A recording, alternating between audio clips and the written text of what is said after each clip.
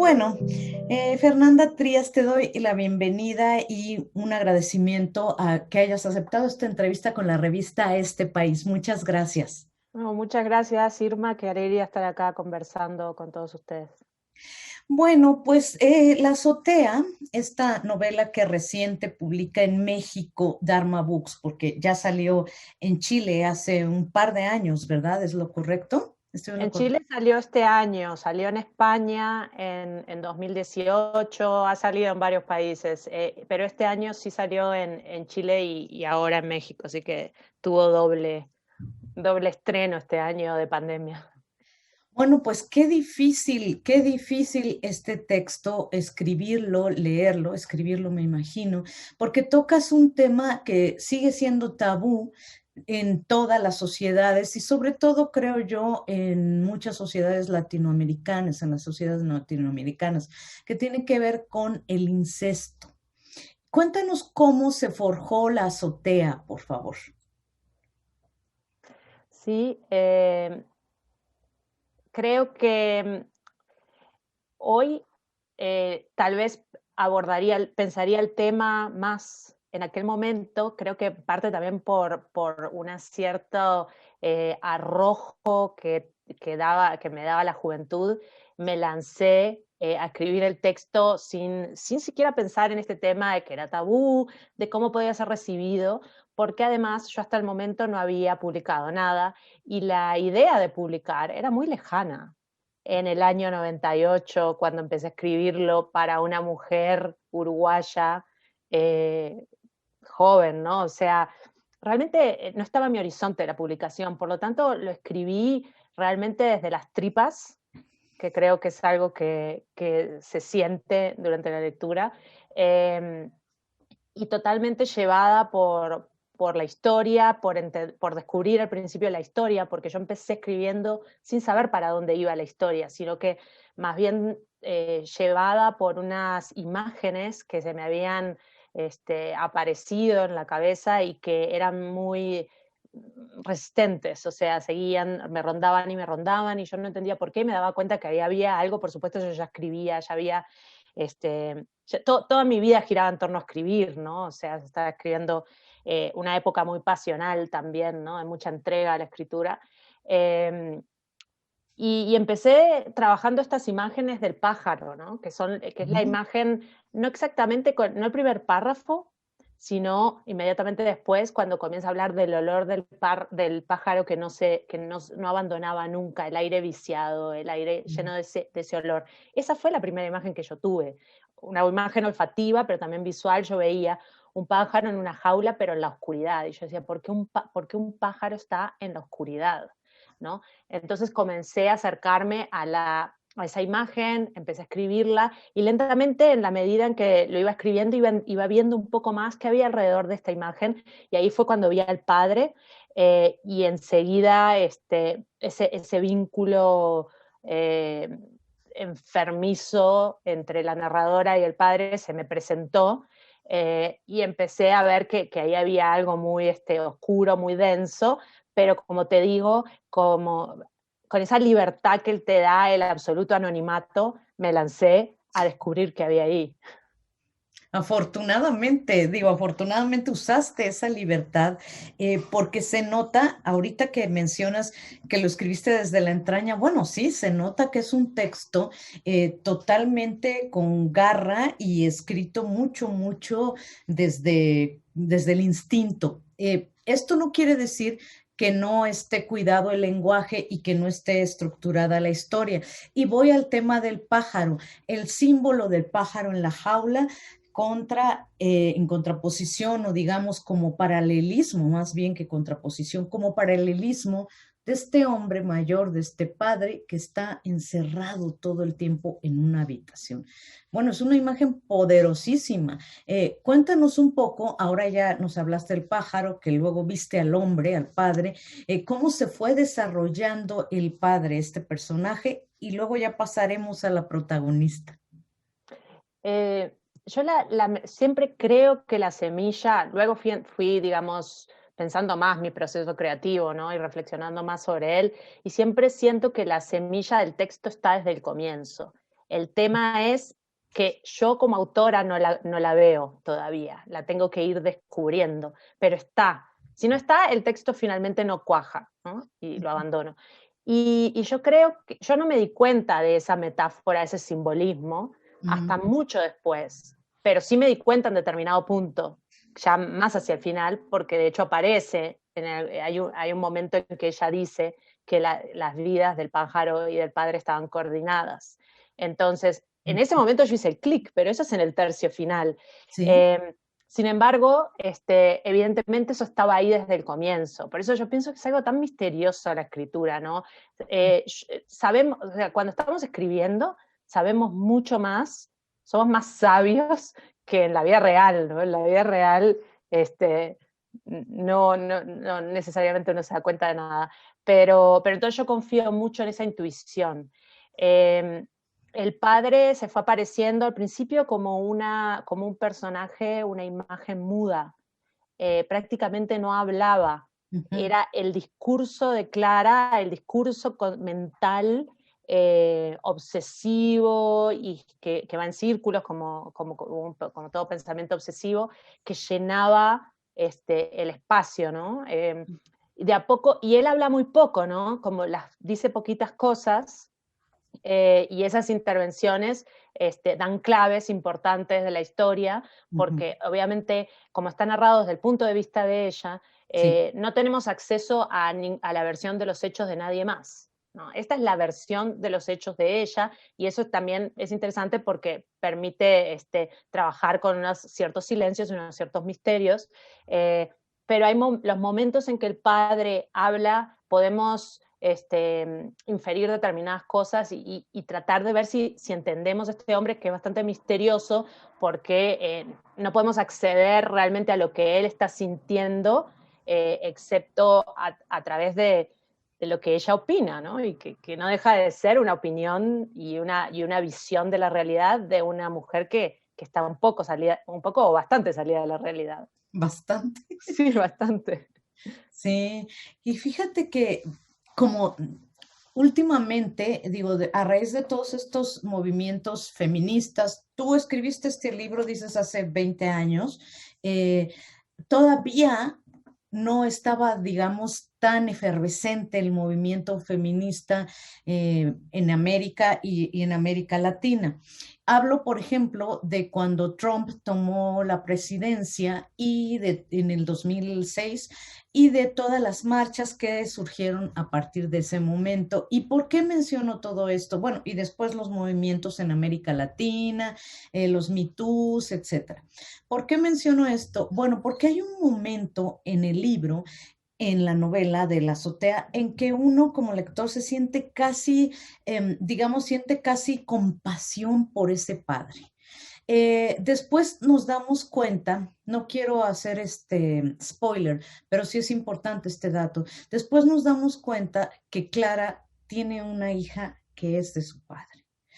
Esto nos pone como en shock, en un shock tremendo en general a las mujeres. Insisto, este libro tú lo escribiste mucho antes, porque los dos son unos personajes perversísimos, pero hay momentos en que se nos olvida que el padre de alguna manera cedió a ese instinto sexual que le despertó su hija en cierto momento, y esto es brutal.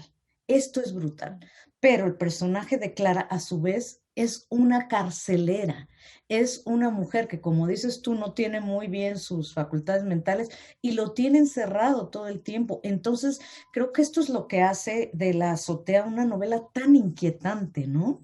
Sí, esto que dijiste de la carcelera fue clave para que yo pudiera entender la historia, Claro. porque hasta el momento, al principio, yo veía a ella en un rol mucho más como ella en control de la situación e imponiendo esta situación.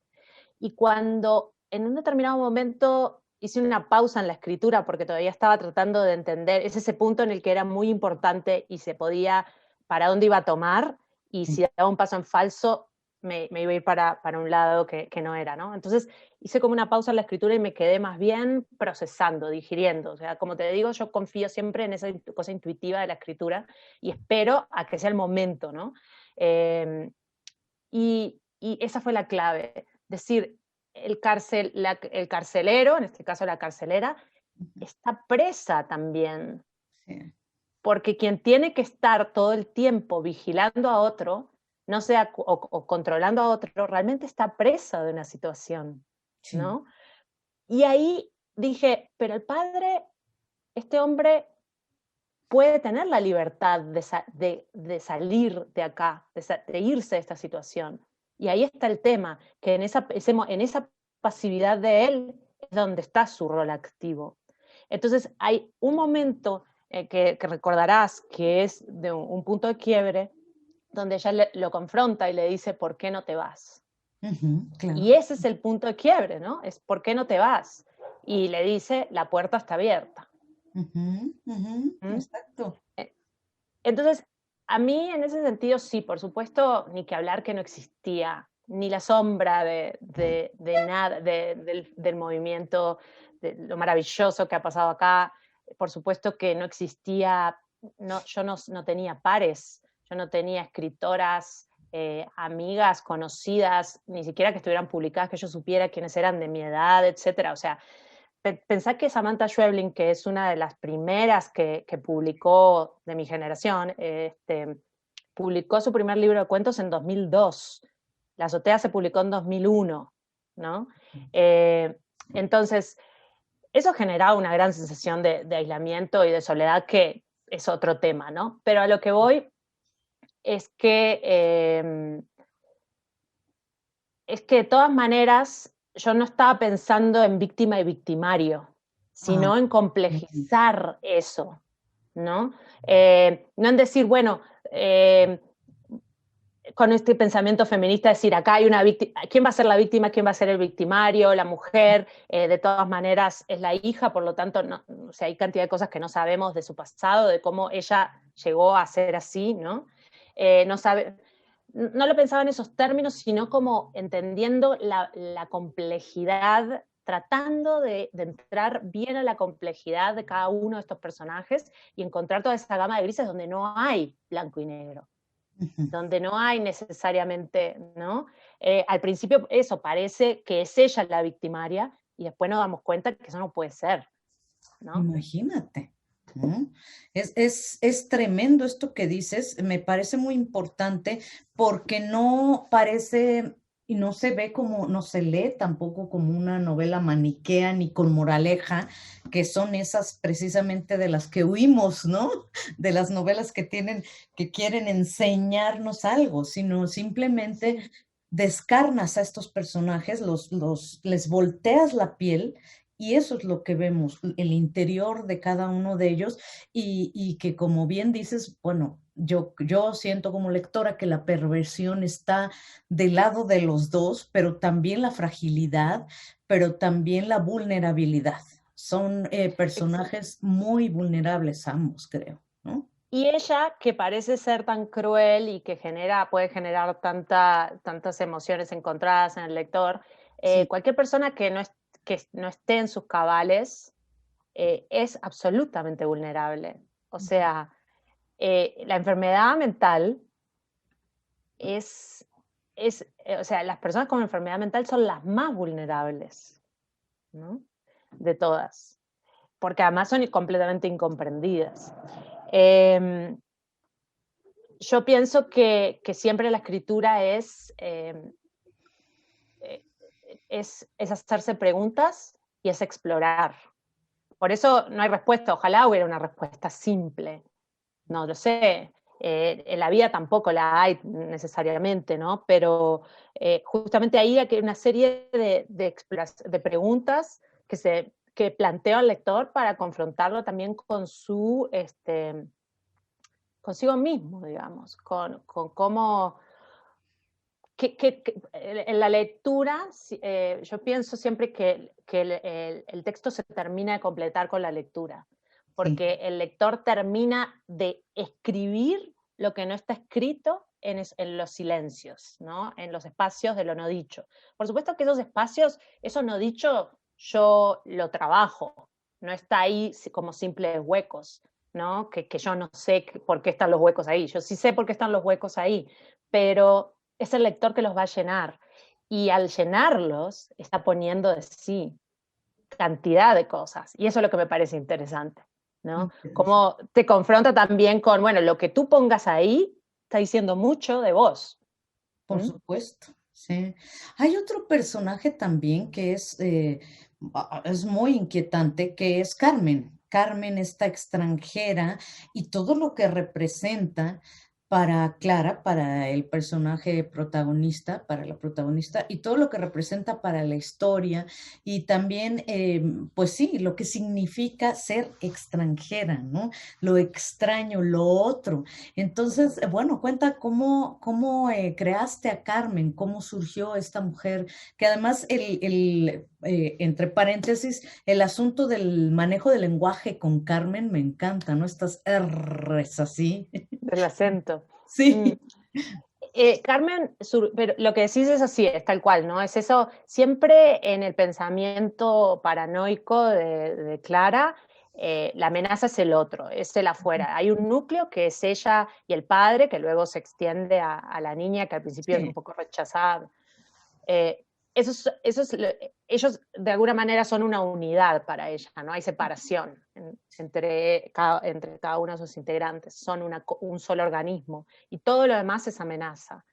Pero se fija la paranoia en particular en esta vecina que surgió, o sea, realmente el puntapié inicial fue una historia que me contó mi padre, que él tenía, me habló de una mujer eh, que era una inmigrante de Europa del Este, en Uruguay, y que tenía un trauma muy profundo con la guerra que había vivido. Yo no recuerdo dónde era ni nada. Me lo contó cuando yo era chica, sabía que eso me impactó a mí, me quedó grabada la imagen, que una vez me pasaron unos aviones del ejército volando bastante bajo por un tema por cualquier cosa, por simulacros y demás, y ese ruido a la mujer le enloqueció y se tapó las orejas y se tiró contra la pared como en una especie de revisitando, digamos, el trauma, imagino, de los aviones y las bombas, ¿no? Eso es lo único que mi padre me contó, me quedó eso. Eh, y cuando construí a Carmen, tenía esa imagen en la cabeza, ¿no? De esta mujer, pero evidentemente simboliza más que nadie ese otro, porque además es extranjera, además maneja unas artes, ¿no? Como un poco curandera, etcétera, y todo eso se prestaba para trabajarlo desde ahí, pero en general yo también una cosa que me gusta hacer, que creo que en La Azotea, por ser una novela breve, que hay que condensar y que hay que economizar el lenguaje, es trabajar los personajes mucho con pinceladas, ¿no? Entonces, yo me acuerdo que no la veía bien a Carmen, pero sí, por ejemplo, veía las manos. Me fijaba en las manos, en manos grandes, como con pelos, ¿no? Y todo también es exagerado por la visión de Clara, ¿no? Que todo es su versión, ¿no? Entonces también me parecían supremamente monstruosas, etcétera. Pero yo me fui agarrando de esos detalles para construir a Carmen, que es un elemento catalizador de la historia. totalmente. Y como te digo, es inquietantísimo, es muy, muy inquietante porque está ahí todo el tiempo, como escondida, como que aparece. Es esto de las pinceladas que dices, me hace mucho sentido por cómo aparece intermitentemente en la historia Carmen, pero nunca se va, ¿no? Y es lo único que rompe este núcleo de los tres, del padre, de Clara y de Flor, que es la bebé que va a tener Clara, incluso lo rompe de la manera en que ella es la comadrona que trae a la vida, a Flor, que trae al mundo a Flor, ¿no? Es muy impactante ese personaje también y la manera en la que está construido.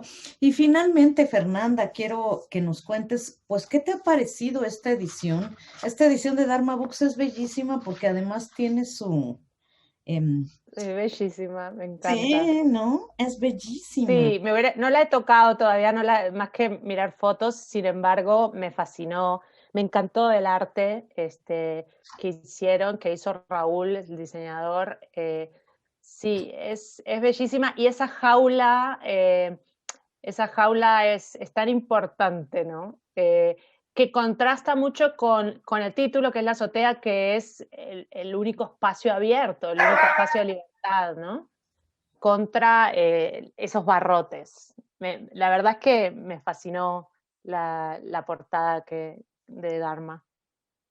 Además, bueno, sí, contrasta con el título, con la azotea. Uno dice la azotea y ve la jaula, pero como comenzamos esta charla y lo que tiene mucho que ver el pájaro, el padre, el encierro, la jaula, ¿no?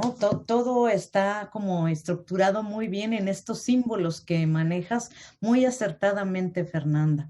Y cuéntame, acabas de publicar Mugre Rosa, ¿verdad? En Random House, pero no está aquí en México todavía, tengo entendido. Sí, acabo de publicarla, bueno, en octubre la lanzamos primero en Uruguay Ujú. y en abril va a salir en México y en todos los países de habla hispana al mismo tiempo, incluido acá en Colombia, que es de donde les estoy hablando, Ah, que es donde vivo, ¿no? Hace ya 6 años.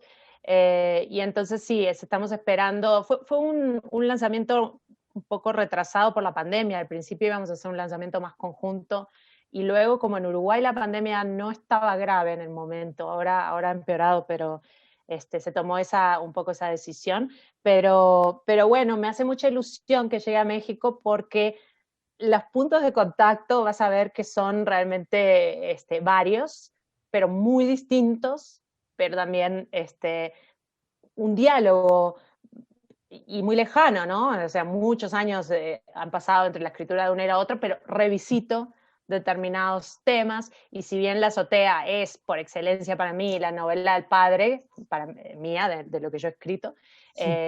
Mugre Rosa es la novela de la madre, de la maternidad. Entonces, es como la contracara, pero con muchos puntos en común. Entonces, bueno, estoy ansiosa también de que llegue a México. Pues nosotros también, y te agradezco muchísimo esta entrevista, Fernanda Trías, y bueno, todo el éxito con Mugre Rosa, ya lo veremos pronto aquí en México. Muchas gracias. Gracias a ti, Irma, y saludos para todos. Chao. Chao.